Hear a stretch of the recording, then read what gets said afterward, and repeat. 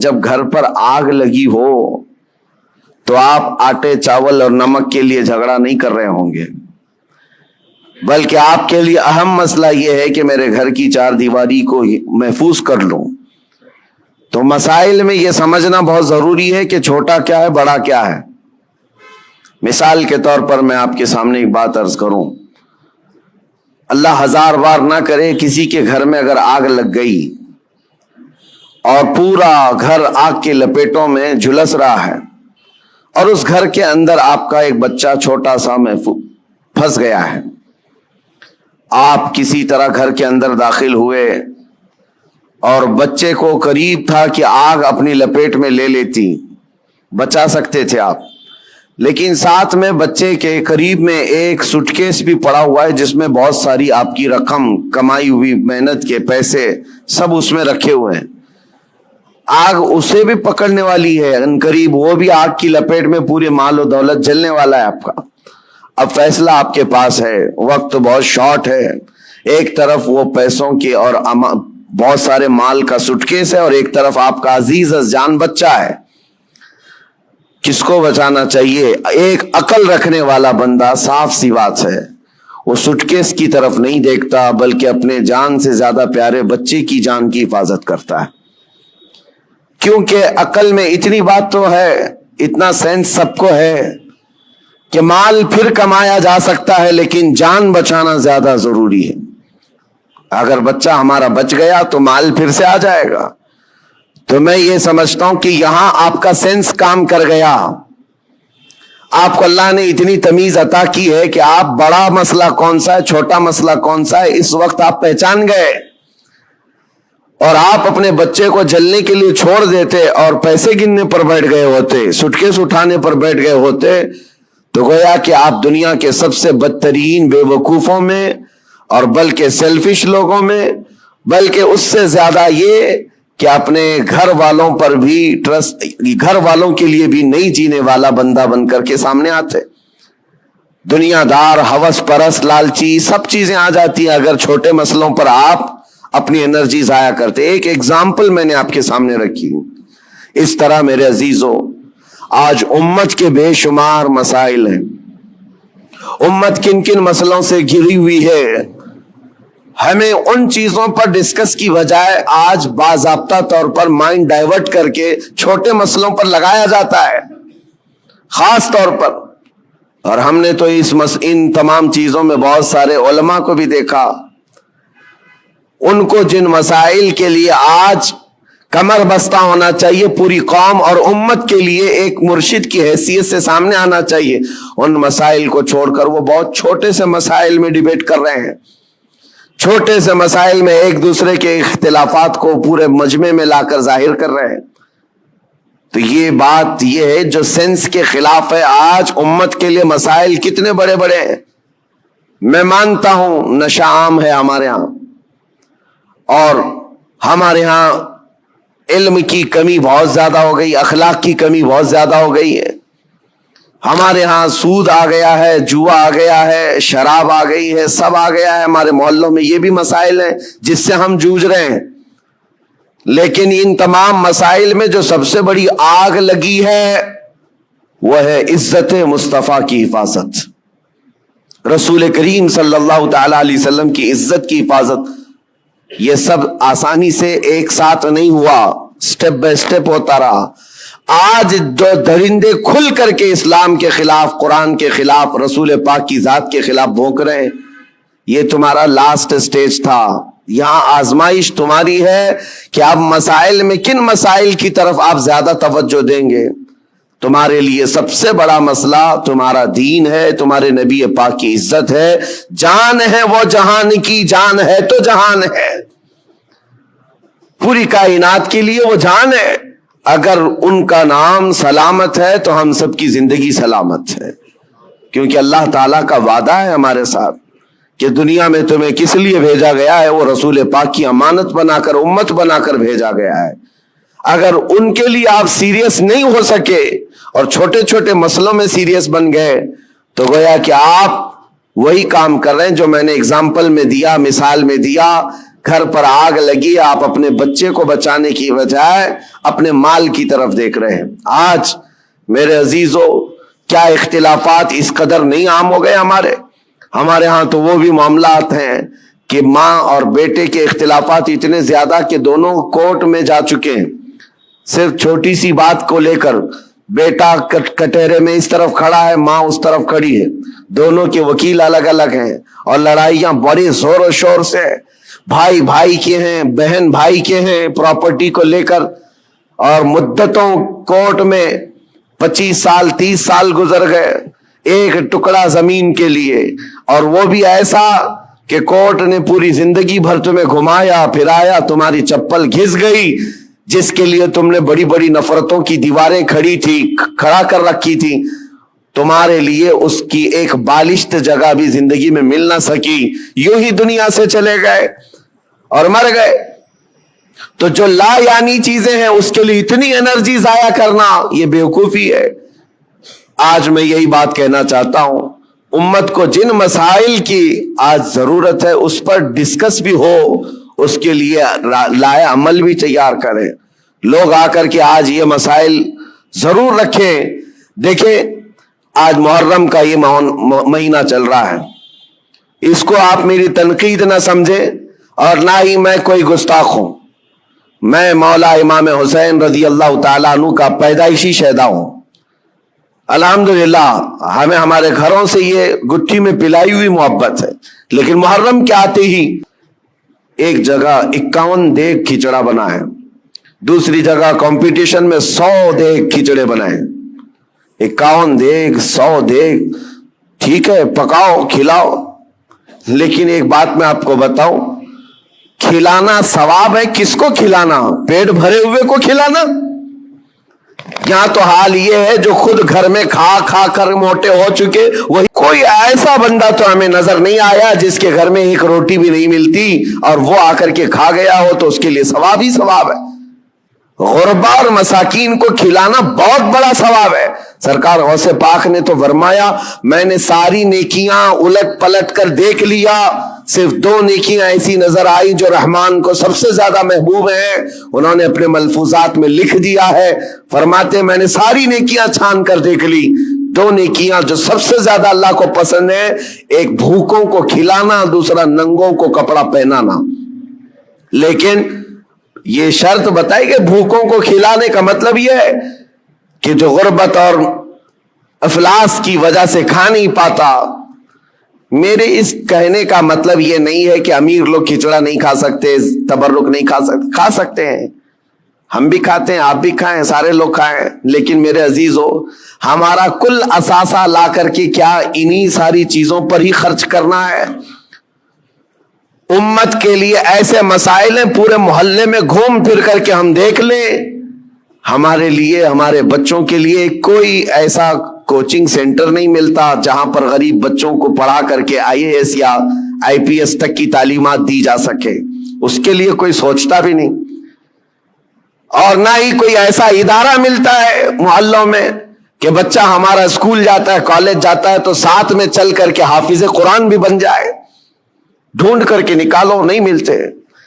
ہماری لاکھوں کی ایک مشت رقم جو ہے صرف ہمارے ایک وقت کے کھانے میں چلی جاتی ہے, ایک وقت کے کھانے میں. میں آپ کو یہ بات اس لیے عرض کر رہا ہوں, جب مسائل بہت زیادہ ہیں تو جو امپورٹنٹ مسئلہ ہے اس پر اپنی انرجی خرچ کرنا چاہیے, اس پر ڈسکس بھی ہو اور اس کے لیے عمل بھی ہو. اور ایک بات میں آپ کو بتاؤں, اسرائیل کی ایک پرائم منسٹر لیڈی رہ چکی ہے, اس کا ایک انٹرویو ایک پترکار نے, ایک صحافی نے لیا تھا, جس کو بعد میں چل کر کے کئی سالوں کے بعد لیک کیا گیا. اس نے انٹرویو میں جو پوچھا تھا اس لیڈی سے جو پرائم منسٹر تھی اسرائیل کی, کہا کہ آپ کی بہت بڑی مخالفت ہو رہی ہے کہ آپ ایک ایسی پالیسی پر عمل کر رہے ہیں جس سے پورا ملک جو ہے آپ کے ساتھ نہیں کھڑا ہے, پارلیمنٹ کے جتنے ممبر ہیں وہ آپ کے لیے اتفاق نہیں رکھتے. کیا بات ہے؟ کہا یہ وہ دور تھا جب اسرائیل میں کرائسس تھے, مال کی کمی تھی, لوگوں کے ہاں بزنس نہیں تھا, تجارت نہیں تھی, اور जॉब नहीं थे। उस वक्त जो प्राइम मिनिस्टर है वो असलहात की डील कर रही थी, डिफेंस के सामान असलहे खरीद रही थी और उस पर सिग्नेचर हो रहे थे, एग्रीमेंट बन रहे थे। तो पार्लियामेंट के बहुत सारे लोग इसकी मुखालफत कर रहे थे, आज जरूरत किस बात की है और तुम क्या कर रही हो? खाना पानी इनको नहीं मिल रहा है, इनको खाने पानी का इंतजाम करवाते, ना कि तुम जो है डिफेंस के हथियार खरीदती। उस खातून ने कहा सबकी मुखालिफत झेल लिया, लेकिन मुझे जो करना था मैं कर गई। उस पर उस एंकर ने पूछा कि आप ऐसा काम क्यों जिद पर कर रही हैं? सुनो मेरे अजीजों, वो यहूदन है, यहूदी, इजराइल की रहने वाली, और प्राइम मिनिस्टर वो कहती है मैं ये काम जो कर रही हूं, इस काम में मैं इंस्पायर हूं, बहुत ज्यादा मुतासिर हूं तो प्रॉफेट मोहम्मद सल्लल्लाहु अलैहि वसल्लम से, मुसलमानों के रसूल मोहम्मद सल्लल्लाहु अलैहि वसल्लम से। कहा वो कैसे? कहा कि उन्होंने जिंदगी में जो इस्लामिक सल्तनत स्टैब्लिश कर दी मदीना तैयबा में, हालात उनके भी उस वक्त ऐसे थे कि एक खजूर पर उनके सहाबा पूरा दिन गुजार लेते थे, गुठली चूस करके रह जाते थे। एक प्याला दूध का मिल जाता तो 10 लोग पी लेते थे। और वो कहती है मैंने उनकी तारीख पढ़ी, हिस्ट्री पढ़ी है, जिस दिन प्रॉफेट मोहम्मद सल्लल्लाहु अलैहि वसल्लम का इंतकाल हुआ उस दिन उनकी बीवी के घर हजरत आयशा सिद्दीका के घर में चिराग जलाने के लिए तेल भी नहीं था। जिस दिन हुजूर पाक का इंतकाल हुआ उस दिन चिराग जलाने का तेल भी नहीं था। वो ऐसी सादी जिंदगी तो गुजार गए, लेकिन वो खातून कहती है चिराग जलाने के लिए तेल तो नहीं था, लेकिन सबसे कीमती और सबसे अजीम उस जमाने के 9 तलवारें उनकी दीवार पर लटकी हुई थी। गोया कि उस मोहम्मद सल्लल्लाहु अलैहि वसल्लम ने ये मैसेज दिया था कि खाना एक वक्त का खाकर निगल लोगे, दूसरे वक्त फिर भूख लगेगी, दूसरे वक्त का खा लोगे, तीसरी भूख फिर लगेगी। लेकिन तुम्हारे लिए उम्मत के डिफेंस के लिए जो चीज चाहिए थी वो मोहम्मद सल्लल्लाहु अलैहि वसल्लम ने वक्त की जरूरत को महसूस करके पहले से मैसेज दिया था। वो इजराइली यहूदन कहती आज मेरा ये अमल हो सकता है 40 साल बाद आने वाली मेरे अजीजों, मैं तारीफ के लिए नहीं कह रहा, बात ये कह रहा हूं, ये होती है कौमों की तामीर। आज हम तो खिचड़ों में रहे, खिचड़ा नाजायज नहीं है, खाना चाहिए, अच्छा है, घर में बनाओ, जब मन करे खाओ, लेकिन उसके लिए अपने लाखों रुपए की लागत मोहल्लों में इस तरह से तकसीम करके खत्म कर देना। हाँ, उसको हक बनता है वो हलवा भी खाए, खिचड़ा भी खाए, लेकिन साथ में उम्मत मुस्तफा के मुस्तकबिल के लिए इमारत भी खड़ी करे, उसको यह हक बनता है। मेरे अजीजों, मुझे एक बात याद आती है, हमारे एक उस्ताद, उनकी ये सोच थी, वो मिसाल के तौर पर मैं अर्ज कर रहा हूं, हमारे एक साथी ने हमारी शिकायत की कि हज़रत जो कपड़े पहनना है सारे तलबा को, उसके अलावा एक्स्ट्रा ये कपड़े पहन लेता है मेरे बारे में। कहा ये सदरी पहन लिया या जैकेट पहन लिया, कहा जो स्टूडेंट्स तलबा पहन रहे हैं उसके अलावा एक्स्ट्रा ये। तो उन्होंने कहा कि बिल्कुल मैं सबको बराबर देखना चाहता हूं, किसको क्या पहनना चाहिए। और उसके बाद उन्होंने एक जुमला कहा था उनको शिकायत करने वालों को, कहा इसकी तरह 4 सफ़े सबक तू भी सुना दे और तू भी ऐसी कपड़े पहन ले। हाँ, अगर किसी काम में तुम पूरे उतरे हुए हो और दूसरा तुम्हारी दीगर जरूरियात भी पूरी कर रहे हो तो कोई मसला नहीं। मेरे कहने का मतलब यह है कि आप बड़ी बड़ी नियाजें करें, लेकिन उस वक्त जब उम्मत की मुस्तकबिल की जरूरियात पूरी हो रही हो फिर खाना भी खिलाएं, देगें भी चढ़ाएं, अच्छा है, उर्स भी करें। यहां हालात तो ये है कि हम यतीमी के हालत में आ गए हैं आज। मियाँ कितने तो ऐसे हमारे मुसलमान कपल्स हैं, अपने छोटे छोटे बच्चों को ले जाकर क्रिश्चियन स्कूल के बाहर खड़े करते हैं और एडमिशन के लिए पापड़ बेलने पड़ते हैं, और उनको कितनी मर्तबा वहां पर ईसाई नन हो कि पादरी हो ताने मारते हैं, टॉन्ट मारते हैं, कितनी मर्तबा ऐसी शिकायतें आई। लेकिन क्या करें, एक जगह पर मुझे खुद ये बात याद आती है, ہمارے مقتدی تھے ایک حاجی صاحب، اپنے 2 بچوں کو ایک بورڈنگ اسکول میں انہوں نے ڈالا تھا، 4 اور 5ویں کے بچے، سال کا 4 لاکھ روپے پے کر رہے تھے. اور ایک بار وہ مجھے ساتھ میں لے کر گئے دکھانے کے لیے کہ آئیں دکھاتا ہوں کتنا بہترین ہے، 45 ایکڑ میں بنا ہوا یہ بورڈنگ اسکول ہے، سب کچھ ہے. میں گیا تھا ان کے مینیجر سے، میں نے پوچھا کہ شیڈول کیا ہے آپ کا، بچوں کو کیسے آپ ٹریٹ کرتے ہیں. انہوں نے صبح 5 بجے سے لے کر رات کے 9 بجے تک کا پورا گھنٹے کا شیڈول بتایا. اس میں پوجا بھی ہے، یوگا بھی ہے، جاگنگ بھی ہے، سب ہے. میں نے پوچھا سارے بچے کرتے ہیں؟ کہا سب کرتے ہیں، چاہے ہندو ہو مسلم ہو، سب کو کرنا ہے یہ. اور جن کے بچوں کے لیے ہم گئے ہوئے تھے وہ سال بھر سے پڑھ رہے تھے. میں نے ان حاجی صاحب سے کہا وہ بڑے پرہیزگار ہیں، ایک نماز بھی قضا نہیں کرتے. ہم نے کہا ان کو آپ اپنے بچوں کو اتنی مہنگی پوجا کروا رہے ہیں، اتنی دور لے جا کر کے. تو خیر ان کو یہ بات لگی، لیکن انہوں نے جواب میں کہا ٹھیک ہے حضرت میں وہاں سے نکال لوں گا، ہمارا ہے کہاں جہاں میں اپنے بچوں کو ڈال دوں. یہ بھی تو سوال ہے، یہ بھی تو سوال ہے. ہم نے اپنے مستقبل، اپنے بچوں کے مستقبل کے لیے کوئی لایا عمل بنانا ہی چھوڑ دیا ہے. فکر کرو میرے عزیزو، آج ضرورت اس بات کی ہے. میں تو یہاں جب بھی آتا ہوں ہر بار آپ کے اراکین صدر صاحب بیٹھتے ہیں، اکثر یہی پلاننگ کرتے بھی رہتے ہیں کہ یہاں پر کچھ نہ کچھ کام ہونا چاہیے. لیکن یہ صرف پلاننگ میں ہی رہ گئے تو ہماری عمریں بھی پلاننگ میں چلی جائیں گی. کر جاؤ کچھ نہ کچھ، اس لیے کہ ہمارے بچوں کو جو پھل ملنے والے ہیں وہی انقلاب لائیں گے. اور الٹریسٹی اتنی بڑی ہوئی ہے، آپ جو دیکھ رہے ہیں نا ماحول کی خرابی، اکثر آ کر جو شکایت کرتے ہیں بچے نشہ خور ہو گئے، ماں باپ کے نافرمان، سب بہت علم تہذیب لاتا ہے، اخلاق لاتا ہے. اور علم نہ ہو تو جہالت کے پیٹ سے سب برائیاں جنم لیتی ہیں. ہر برائی وہ کر جاتا ہے جہالت میں. اور آج حالات ایسے ہیں کہ دوسری قومیں ہماری طرف دکھا کر کے یہ تانا مارتی ہیں. ابھی کل رات میں جس علاقے میں تھا لکھنؤ کے قریب، اور صبح لکھنؤ سے میں ابھی آ رہا ہوں، گئے پورا علاقہ مسلمانوں سے بھرا ہوا ہے. لیکن ایسا ہے کہ گاؤں میں جانے کے لیے کوئی کار بھی جا نہ سکے، اس طرح سے گڑھے بھرے ہوئے ہیں، اتنے گڑھے. اور پڑوس کے قریب میں چھوٹا سا گاؤں ہے نان مسلم، پکی سڑکیں، ساری چیزیں. اس پر بات کریں تو لوگ یہ کہتے ہیں یہ تعصب ہے حکومت کا، ان کے ہاں یہ سب ہو جاتا ہے، ہمارے ہاں نہیں ہوتا ہے. میرے عزیزو ہر جگہ ایسا نہیں ہوتا. بات صرف یہ ہے کہ تم نے جینے کا سلیقہ خود ہی بنا لیا اپنے دماغ سے کہ ہمیں رہنا ایسی ہے.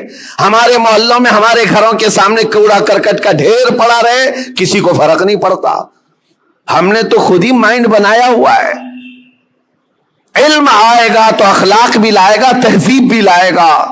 آپ مدینہ طیبہ جا کر کے دیکھیں، آج بھی الحمدللہ دنیا کا سب سے حسین، ویسے عقیدتاً تو ہے ہی لیکن ظاہراً بھی جا کر کے دیکھیں تو اس سے پاک و صاف شہر نہیں ملتا. یہ نبی پاک صلی اللہ تعالی علیہ وسلم کی وراثت ہے جو ہمیں وہاں آج بھی نظر آتی ہے. ارے گلیوں میں چلو تو بھی خوشبو آتی ہے. یہ صرف عقیدت اور روحانیت کی بات نہیں کر رہا ہوں. انہوں نے خوشبو آرٹیفیشیل بھی بنا کر کے رکھی ہوئی ہے کہ کوئی گزرے تو اس کو یہاں کہیں مہک نہ آنا چاہیے. کیونکہ مدینے آئے تو بندہ یہ اخلاق لے کر کے جائے کہ میرے نبی پاک صلی اللہ تعالی علیہ وسلم صفائی کے لیے اور کس قدر اپنی امت کو پاک کرنے کی فکر رکھتے تھے. آج یہ سب مسائل پر ہمیں انرجی لگانے کی ضرورت ہے، لیکن ہم کن چیزوں پر پڑے ہوئے ہیں؟ ہم تو چھوٹی چھوٹی سی باتوں پر، ارے 2 گھڑے پانی اگر ہم کو نہ ملے تو ہم تو پینچے چڑھا کر کے جھگڑے پر آ گئے ہیں. ہم کو اگر چھوٹی سی زمین کا مسئلہ ہو تو ہم 25 سال بھی لڑنے کو تیار ہیں. یہ مسائل نہیں ہے. اور اسی طرح سے جو سوشل میڈیا پر آج مناظرے کا اڈا بنا ہوا ہے، ایک جماعت اس جماعت پر، اس جماعت کو اس جماعت پر. اور ابھی ایک مولانا صاحب نے مجھ سے شکایت کیا، کہا کہ کچھ لوگوں نے ہمارے خلاف ایسا بیان کر دیا کہ اس مسجد میں نہ جائیں، یہ امام صاحب کے پیچھے نماز نہیں ہوگی. ہم نے پوچھا کہ کیا ان کو تکلیف کس بات کی ہے؟ کہا وہ ایسا ہے کہ سلسلے کی لڑائیاں، وہ دوسرے پیر صاحب کے مرید ہیں، ہم دوسرے پیر صاحب کے مرید ہیں.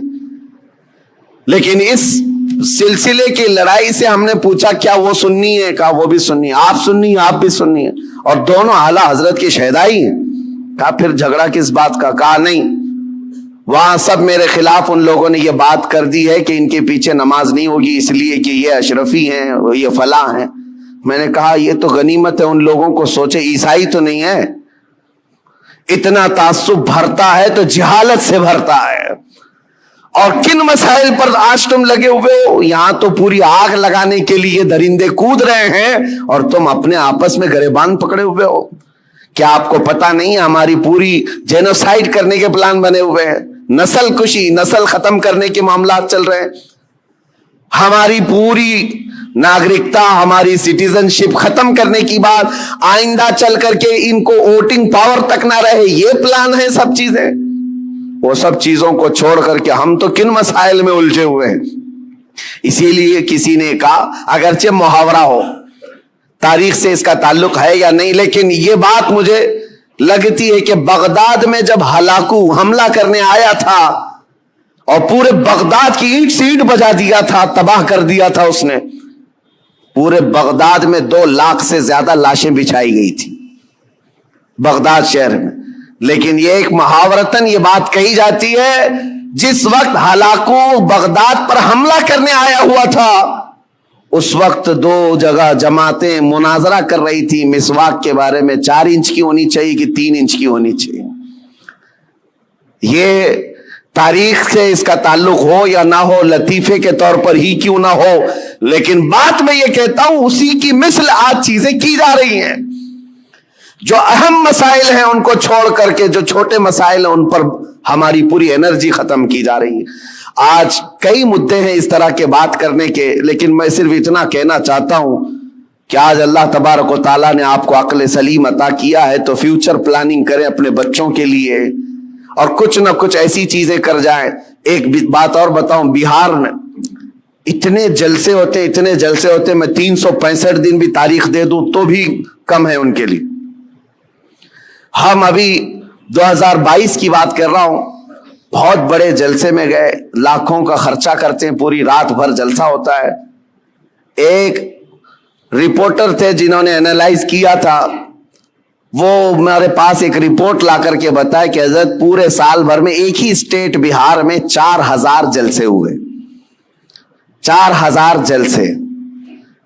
और वहां के रात भर चलने वाले जलसों को मैंने बहुत करीब से देखा है कि किस कदर वहां पर एहतमाम के साथ जलसे करते हैं। मैं जलसों का मुखालिफ नहीं, ठीक है, दीन फैलाने का एक जरिया है, लेकिन होता क्या है, उन्होंने कहा कि कम से कम एक जलसे में 5 लाख रुपए खर्च होते हैं, उससे कम नहीं, बल्कि ज्यादा से ज्यादा हमने देखे 10-10 लाख, 15-15 लाख एक रात के जलसे में वो लोग खर्च करते हैं। मिनिमम 5 लाख रुपए खर्च के हिसाब से 4000 जलसों का जब ये रिपोर्ट निकाली गई तो उन्होंने साल भर में एक ही स्टेट में, ये गरीब लोगों की बात कर रहा हूं, 2000 करोड़ रुपए खर्च किए। 2000 करोड़ रुपए रातों में ये खर्च हुए हैं। लोगों को अगर ऐसा लगता है कि मैं जलसों वाला आदमी, मुकर्रिर आदमी, रोजाना इधर उधर घूमता हूं, मैं साफ आज ऐलान करना चाहता हूं मेरे अजीजों, मैं एक जगह बैठ करके जो पैगाम पहुंचाता हूं, अल्लाह का फजल है, लाखों उसको वैसे ही सुन लेते हैं।